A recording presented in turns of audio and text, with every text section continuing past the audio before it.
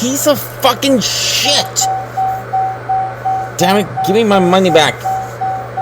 So the hope was that Dodge would roll out this Daytona Charger EV abomination, but there would be enough people out there hugging trees that they would sell thousands and thousands, tens of thousands of these things, and that would enable Dodge or Stellantis to be able to build all the gas cars they want and all the Hemis, kind of like Ford did with the Mach-E. And it would set them up for whatever CAFE standards would still exist and be around many years from now, different administrations. It would make them basically bulletproof for any changes if they could sell lots of these Daytona EVs. So my absolute hope and prayer was that there's enough soy milk drinking, tree hugging, wonderful, loving people that wanted to have an EV Dodge Charger, that they would sell tens of thousands of these things, and then they would come out with the twin turbo i6, which I got a video coming on that thing that's going to be pretty cool, and then they would end up coming back with the Hemi, and everything would be good in the world again. And we would look back on this last few years like just a memory, a nightmare, a disaster that, well, it happened, but now everything's good again. So that was the hope, that was the thought, but that's not what's happening. Are we shocked? Are we surprised? Well, I'm not. But what I am shocked about is this video that I've got that I'll play for you in a second of a guy actually in the car videoing his Dodge Daytona Charger, deciding to be to seek out a life of its own, to decide to take control of the car and ignore what the driver wanted to do and just take off and keep driving and keep accelerating. It's pretty crazy. But first, let's play that intro.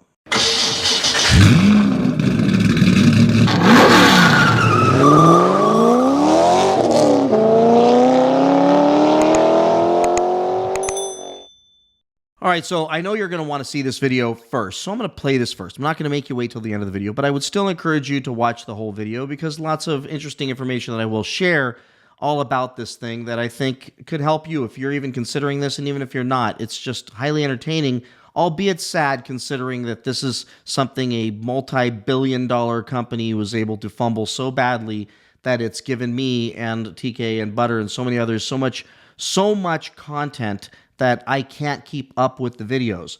But nonetheless, while I appreciate that, let's jump right into the video of the Daytona Charger issue that I shared with you on a prior video. TK just did a video where he shared that he got information, and I trust his information. It's generally great information, that the one car, the supercar Blondie posted, which was a Daytona EV, that was in a junkyard, was one that took off on its own and ended up crashing. So if that's the case, then certainly this is an issue because it's happening more than once. I found at least 2 to 3, I think 3, in Daytona Owners Forum that took off on their own, but now there's an actual video of a guy in the car experiencing it. It looks like a guy from the shop, so it looks like a technician in there dealing with it and showing what was going on. And I'll tell you, I'm thinking what Dodge needs to do now is just include helmets. Include helmets with these things because it looks like you may actually need them based on what these cars are doing. Now, thank goodness, you'll see that as long as he brakes, everything's okay.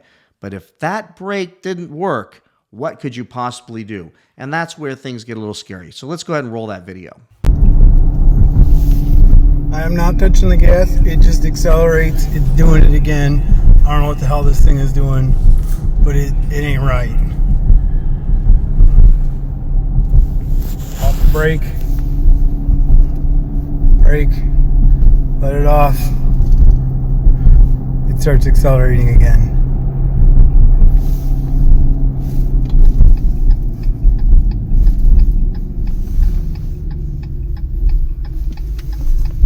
There's nothing on the gas. And it slowly accelerates.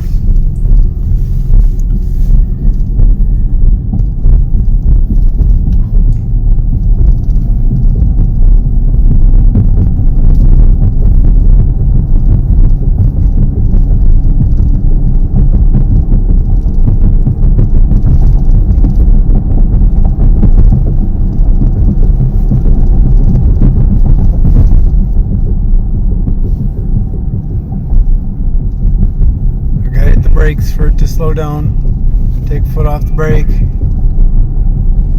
All right, so for those in the forums that are saying that we are being too critical of this car, let me just tell you this. If I needed to buy a car for my wife, my daughter, my mom, a family member, even a close friend, or even a slightly distant friend, if I needed to advise them to purchase a car, give them advice on what to buy, based on that video alone, I would say maybe let this thing simmer a little while.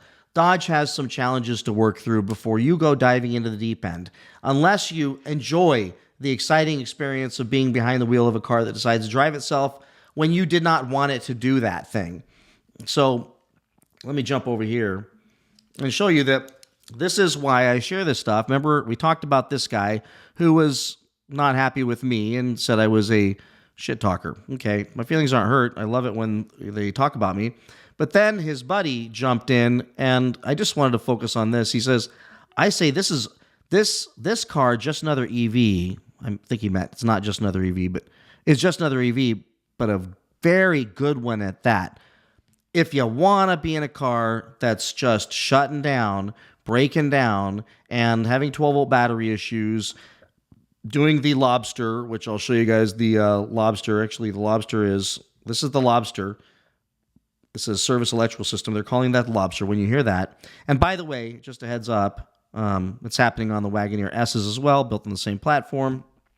So if you want that, then if you think that's a good car, that's the definition of a good car, then go for it. Do I understand that this thing's going to have to work out some bugs? That's cool. This is more than a bug. This is a dinosaur in your backseat trying to eat you when your car takes off without you.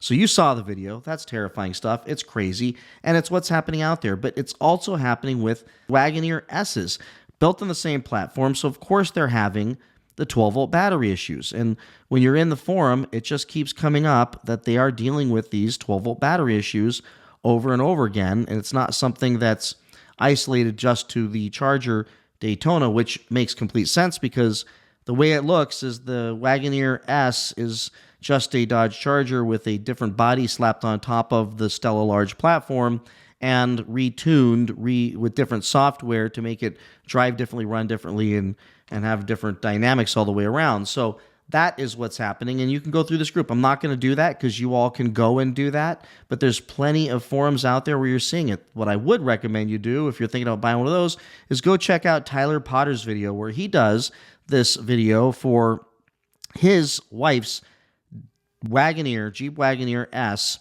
and he goes through the litany of problems, and he is a technician, and he's explaining them. He's changing the 12-volt battery, and he's had some pretty exciting scenarios take place with this thing within just a few weeks of owning it. So that is a concern that I would have if I was in your shoes, if any of your shoes.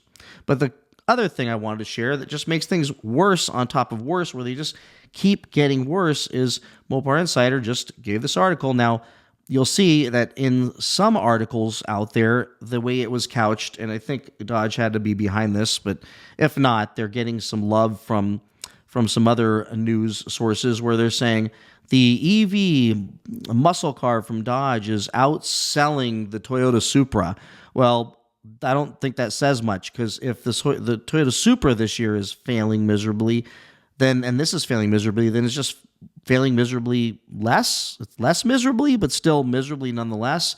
So they sold 2,115 units across U.S. and Canada in the first quarter. So far in 2025, assuming they missed a week before the car started to show up, that's the actual numbers. So specifically, the breakdown is 1,947 units were sold to buyers in the U.S., 168 were sold in Canada. Could you imagine that? In the entire country of Canada, only 168 people decided to buy this thing. So it looks like they're definitely being cautious and not buying them as well. But what is interesting here that I just thought would scream things out to Stellantis is, in contrast, the leftover inventory of the previous generation Dodge Charger and Challenger sold a total of 1,103 Chargers and 945 Challengers. That means that they sold more old Challengers, and meaning the 2023s still sitting on lots, and more Chargers, the leftovers, than they did the new Charger. So the cars that are a year old, still sitting on lots, they sold more of those than they did of the new Charger. That is a significant kick to the head. And by the way, yes, it looks like they are counting leases as sales. So if they leased them, which most of these things I imagine are leased because the lease specials were so aggressive that they're going to need to do something else moving forward to keep these things moving on those leases, because people, I really doubt, are buying them. Which means that while dealers right now are saying, if you call them, I had one tell me this the other day, that Brad will do a deal, a cheap deal, it was $450 a month with $4,000 down on an RT, because I've told you before I would buy one if the price was right. I said, but all across the country we're seeing them for $199 a month with $2,000 down and crazy deals. Well, what they said to me, they literally had the straight face say to me, which is another reason why I just disappeared. I'm not even gonna have a conversation. When you start the lying to me, it's ridiculous. So what they told me on March 31st was, well, if you don't come tonight to pick up the car, all the incentives are going away because of the tariffs. You're not going to be able to buy. I said, why would that car be under tariff? He says, no, the incentives go away on the 31st, which is true. Most of the incentives went away. But here's the deal. What I told him, and I sent him pictures of thousands of these things on lots, just sitting there waiting to get delivered, many more thousands that have been sold. And I said, I would expect, despite the tariffs, that Dodge is going to have to continue to add significant incentives just to keep the units flying off the shelf. And I know Dodge knows this. If they can get enough of these on the road and fix the problems with them, they might have a chance of hitting a vein with the EV lovers, because it's a nicer looking EV than maybe buying a Tesla that is faster and probably more reliable but does not look as good. They might be able to start getting these things moved by word of mouth, which is why they've made such amazing deals for all their employees. And you've got all these Dodge employees driving around these things for $200 a month, $150 a month, ridiculously low deals from what I've been told. So bottom line is, I think incentives are going to come back, even with the tariff issues. And I know that they're not going to sell that many of these things in the second quarter as well, unless they have massive incentives. And I think the incentives are going to have to be even more aggressive, because when you've got cars taking off on their own, trying to drive themselves, and that's going to get out. I mean, TK says Dodge knows about it. So I imagine they're out. And by the way, in the forum, when I was reading about that thing, he said that Dodge does know about it and they're working on a fix. So that means there's 1,947 of these suckers out there in the U.S. right now that maybe might take off on their own or won't, or they'll just be just fine. And by the way, when that happens, if they can stop the car, which so far it looks like they can, and turn it off, open the door, and then reset it, it's supposed to be fine. Until next time. So with that, everybody, let me know what you think about this stuff. It's pretty crazy. I get it that all cars have issues, but this is pretty scary when cars start to do the craziness like this and take off on their own and start accelerating. Almost anything would be more acceptable than that. Even shutting down on the freeway, which I've had happen to cars, and that was terrifying. But taking off, that's a little spooky. So please like, subscribe, comment, and I will see you in the next one. Bye-bye.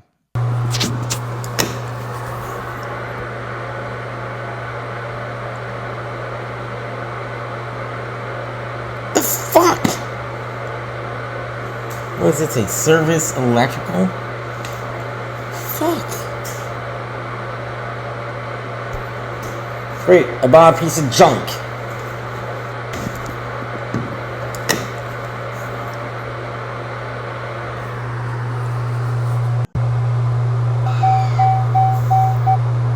Great, not even taking a charge. Fuck. What the hell is going on with this thing? Great, not even taking a charge.